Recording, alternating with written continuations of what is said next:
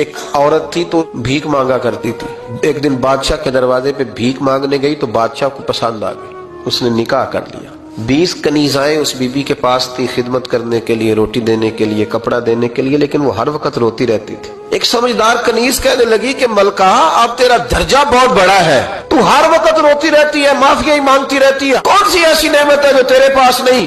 تو وہ کہنے لگی اس لیے تو روتی ہوں. کہنے لگی اس لیے روتی ہوں کہ میں اس قابل نہیں تھی جو مجھے مل گیا, کہیں میرے سر کا سائیں ناراض نہ ہو جائے, وہ کہیں بگڑ نہ جائے. مجھے پتا ہے کہ میں کیا تھی اور مجھے کہاں تک پہنچا دیا. میں روتی اس لیے ہوں کہ کبھی کہیں وہ ناراض. حضرت عمر اس لیے روتے تھے کہ کہیں مصطفیٰ ناراض نہ ہو جائے. حضرت ابو بکر اس لیے تڑپتے تھے کہ کہیں اللہ کا فضل روٹھ نہ جائے. یہ جو مولا علی اپنے کمرے میں بیٹھ کے زور زور سے استغفار پڑھتے تو اس لیے نہیں کہ بڑے پاپ تھے جن کی معاذ اللہ معافی مانگتے تھے, اس لیے کہ رب رسول کہیں ناراض نہ ہو. استغفار بندے کی اللہ سے صلح کرا دیتا ہے.